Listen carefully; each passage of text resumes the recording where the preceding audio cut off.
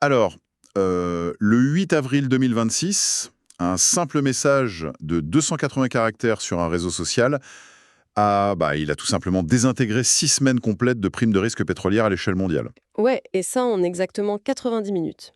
C'est complètement dingue quand on y pense, hein. Bah oui, le temps de regarder un film, quoi. Et des milliards de dollars de valorisation géopolitique se volatilisent. Complètement. Aujourd'hui, on fait plus vraiment de l'analyse de marché classique. On fait l'autopsie de la logique financière traditionnelle, en fait. C'est clair. Et c'est pour ça qu'aujourd'hui, on va faire une plongée en profondeur, une analyse bien détaillée du numéro 009 du magazine Aswan Cohen I for You Market Pulse. L'objectif, c'est d'extraire le bruit ambiant du marché pour ne garder que le signal pur. Totalement en se basant sur les événements factuels d'avril et de mai 2026. Parce que le volume de bruit en ce moment, il est absolument stupéfiant. Totalement. Des chocs géopolitiques aux algorithmes qui s'emballent, on a une tonne de données. Mais avant de plonger là-dedans, il y a une annonce institutionnelle super importante à faire sur l'évolution de la marque. Ah oui, les changements de statut. Exactement. ASK 84 Few n'est plus juste une publication, c'est maintenant une marque officiellement déposée par KNEQ Quanting Holdings Limited. Donc, décortiquons tout cela. Ce qui me fascine dans cette évolution, c'est l'écosystème technologique derrière. Bah, c'est vital, tu sais, posséder ses propres données, c'est devenu la pierre angulaire. C'est pour ça qu'on a le NiTrader Data Server maintenant. Ouais, j'ai vu ça.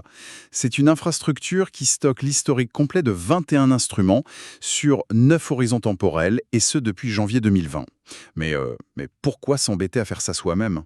Bah parce que si tu te fies à des fournisseurs tiers, dans un marché qui bouge en quelques millisecondes, tu as une vision altérée de la microstructure. Il faut garantir l'intégrité de la donnée. En gros, c'est comme refuser d'utiliser les briques des autres pour construire sa propre maison, juste pour être sûr qu'elle s'effondrera pas au premier coup de vent. Ouais, c'est une excellente analogie. Et cette base de données pure, c'est ce qui fait tourner notre nouvelle plateforme d'apprentissage, University. Ah oui, celle qui héberge les Legacy Mentorships et le Certified Quant Bootcamp. C'est ça. Et ça permet surtout le lancement de produits hyper pointus comme l'Elliott Wave Analyzer ou IWA développé par RevBin01 et Azimel 87. Un outil avec des signaux de trading scorés sur 5 composants. C'est bien ça? Exactement. Il est structuré en 3 niveaux. Tu as le dashboard pour la vue globale. Ok, très pratique. Ouais. Ensuite, tu as l'OniRadar pour détecter les opportunités. Et enfin, les modules IFA et MPA pour une intégration plus poussée. Et franchement, avec le chaos qu'on a vu en avril, ces outils sont devenus juste indispensables. Ce qui m'amène directement au cœur de la template. Le fameux whipsaw. Ah, le coup de fouet du marché.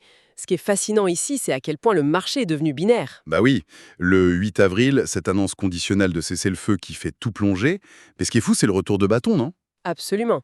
Dès le 13 avril, la réalité a repris le dessus. Un blocus naval, une frappe ciblée, et en 3 séances, paf, toute la prime de guerre est réintégrée. Et le cours du Brent a été l'exemple parfait de cette bipolarité.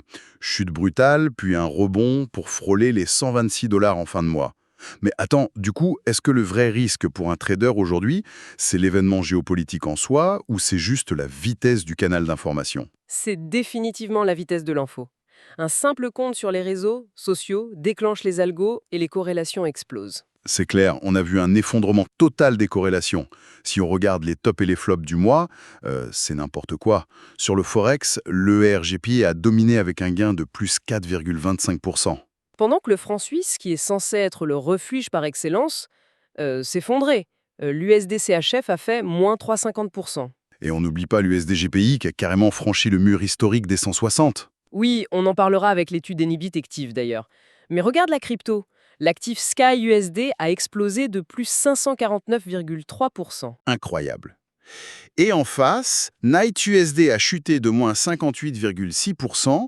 Le Bitcoin, lui, faisait le yo-yo entre 78 500 et 71 000 dollars. Pareil sur les actions, tu sais, MGRT USD a pris un truc comme plus 985%. Plus 985%, ah ouais, d'accord.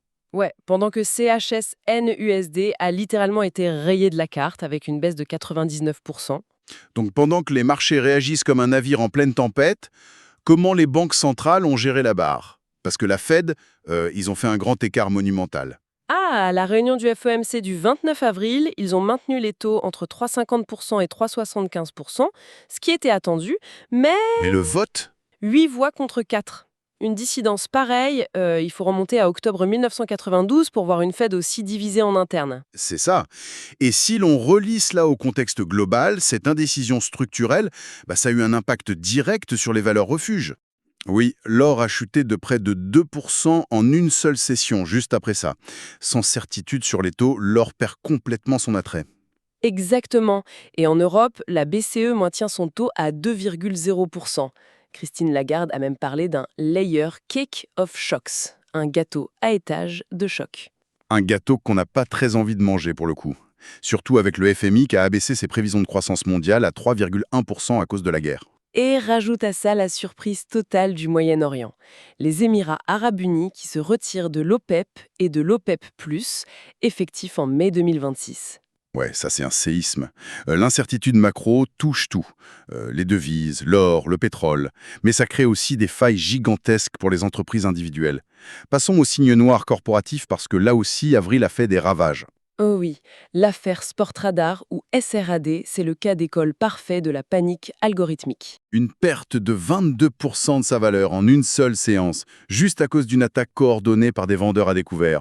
Muddy Waters et Callisto. Sans aucune preuve tangible sur le moment, juste la rumeur et le rapport à découvert. C'est exactement l'équivalent financier de crier au feu dans un théâtre bondé. Le marché n'a même pas attendu de voir la fumée pour paniquer, tout le monde s'est rué vers la sortie. C'est une très bonne image.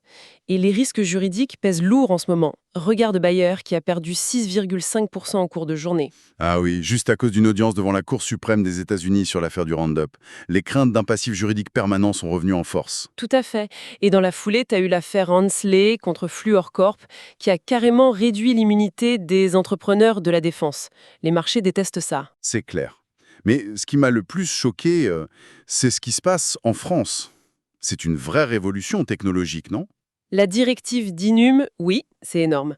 Le gouvernement français orchestre la migration de 2,5 millions de postes de travail de Windows vers Linux, spécifiquement Genbantu, d'ici l'automne 2026.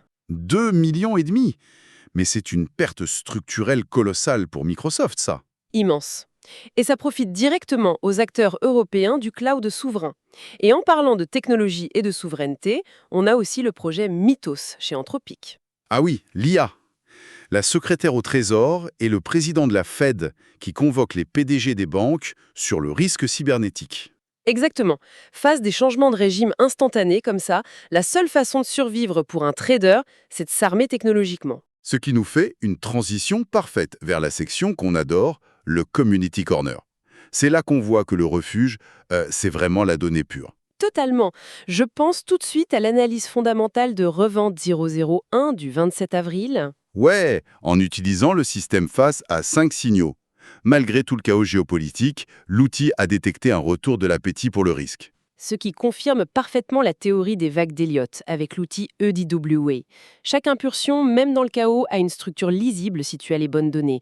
Et on a eu aussi cette superbe étude, la Eni Detective 160 Wall Study, qui a utilisé l'AnyTrader Data Server pour analyser la cassure des 160 sur l'USD-JPY. Super intéressant. Mais au niveau de l'infrastructure pure, on a franchi un cap. L'intégration par BMLL de l'historique complet des données de carnet d'ordre de niveau 3 dans Databricks. Ah ça, c'est une révolution pour la recherche quantitative. Le L3, ou niveau 3, ça permet de voir le cycle de vie de chaque ordre individuel. L'intégrer nativement dans Databricks, ça supprime d'immenses barrières techniques. Donc fini les infrastructures serveurs hors de prix juste pour trier la donnée, quoi. Et en parlant d'infrastructure, on a eu l'audit Stack A2, non? Oui, sur les serveurs Dell PowerEdge R770 AP équipés des processeurs Intel Xeon 6980P. C'est ça. Des machines de guerre pour faire tourner des trucs comme TradeFM. Ce modèle de fondation qui simule carrément le carnet d'ordre en lui-même. C'est l'avenir du backtesting. Et c'est pas réservé qu'à la finance traditionnelle. Le document de recherche sur AREVX, le 2604.24366, analyse la microstructure on-chain de Polymarket. Ah, les marchés de prédiction crypto. Ça prouve que la microstructure s'applique partout. D'ailleurs, l'affaire Terraform et son stablecoin UST, ça a donné lieu à un document fascinant. Tu parles de la requête en rejet déposée par Jane Street dans le procès pour délit d'initié. Exactement. C'est juste un régal à lire. La firme expose publiquement la manière dont elle structure sa prise de décision algorithmique sous stress extrême. C'est quasiment un cours magistral gratuit. C'est vrai, c'est rare d'avoir accès à ce niveau de détail de la part d'un géant du trading algorithmique. Bon, ça fait beaucoup d'infos à digérer. Si je devais résumer ce mois d'avril et mai 2026, c'est un terrain de jeu extrêmement complexe. Les corrélations classiques meurent et seules les stratégies basées sur des données implacables arrivent à survivre. C'est le nouveau paradigme, ouais. Le signal prime sur le bruit, mais il faut les outils pour le capter. Absolument. Et pour clore cette analyse, je vous laisse avec une pensée un peu provocatrice. Si un seul compte sur les réseaux sociaux peut dicter le prix du pétrole plus rapidement que l'OPEP ou la Réserve fédérale, est-ce que le véritable régulateur mondial de la volatilité aujourd'hui, ce n'est pas tout simplement l'algorithme qui décide de ce qui devient viral en premier? Ça fait réfléchir, en effet. Je vous laisse méditer là-dessus. Pour télécharger gratuitement ce numéro et les anciens numéros du magazine, il suffit de se rendre sur aswa89mag.com. Il est à noter que le magazine est disponible en 3 langues, anglais, français, arabe, et qu'il s'agit d'une publication mensuelle.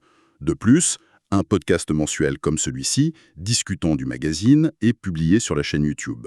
Pour les passionnés de finance, il est fortement recommandé de suivre la chaîne TikTok, ENITRADER-UB.